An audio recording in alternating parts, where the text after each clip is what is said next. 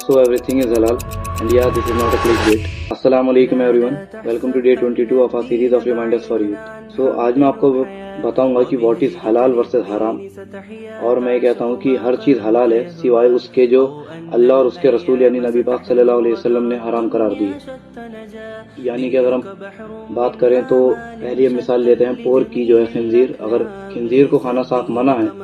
शरीयत में उस पर अल्लाह ने हराम करार दे दिया है, तो फिर उसके बाद आप साइंटिफिक उस पर रिसर्च करें, या फिर हमने एक चीज़ ये मान भी ली कि साइंटिफिक रिसर्च में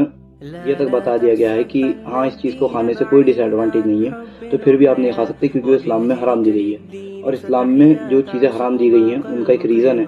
क्योंकि आप कोई एक भी चीज़ मुझे ऐसी बता दीजिए जो हराम दी गई हो और उसका लाइफ में बहुत बेनिफिशियल पार्ट हो या ऐसा कुछ उसका टास्क हो, ऐसा कुछ भी नहीं है। अगर हम दूसरी बात करते हैं तो वो है कि इस्लाम में कई लोग ये कहते हैं कि अगर किसी एक फला शख्स ने वेस्टर्न क्लोथ पहन रखे हैं तो वो उस पर आरोप लग जाता है, तो उसकी फला की मुसाबत कर रहा है और ये कर रहा है वो कर रहा है, जो चीज़ कहना गलत है। क्योंकि नबी पाक सल्लल्लाहु अलैहि वसल्लम ने एक कपड़े बताए कि आपका जिस्म का हिस्सा कहाँ से कहाँ तक ढका होना चाहिए, उसके बाद आप आगे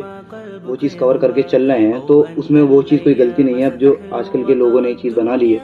और अगर वहीं हम बात औरत की करें, लेडीज़ की करें, तो उनका सिंपल हिसाब है, उनका कपड़े लूज बताए गए हैं और उनकी भी एक जगह बताई गई है कि उन्हें कहाँ से कहाँ तक ढकना है। और हराम और हलाल के दो चीज़ें होते हैं पता करने के, एक तो जो डायरेक्ट हराम हो, जैसे कि अभी मैंने आपको पोर्क का बताया, दूसरा मिसाल शराब की ले लेते हैं, और एक ये कि जिसका आपको कहीं हदीस या कुरान से नहीं मिलता, जैसे कि अगर हम बात करते हैं ड्रग्स की। अब ड्रग्स की जो तासीर है वो वही होती है नशे वाली, तो हम इन चीज़ों में देखते हैं उससे सिमिलर चीज़, यानी कि जैसे मैंने आपको बताया शराब, जैसे शराब में नशा है ऐसे ड्रग्स में नशा है, तो इसलिए वो चीज़ हराम की गई है, हम उससे चीज़ें देखते हैं।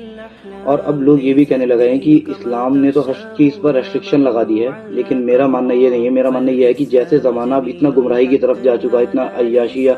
मैं कुछ भी कह सकता हूँ इतना गलत राह पे चला गया है, तो अब हमें हर चीज़ रेस्ट्रिक्शन लगने लगती है कि वो कपड़े पहनना या खाना खाना की, देखो इस्लाम ने यहाँ भी मना किया है वहाँ भी मना किया है। अब आप इस चीज़ को देखें कि ज़माना किस तरफ जा चुका है, उस हिसाब से सिर्फ इस्लाम ने लोगों को एक तरीके से शरिया ने सुधारा है लोगों को कि आपको इस चीज़ को नहीं करना, इस चीज़ को नहीं करना,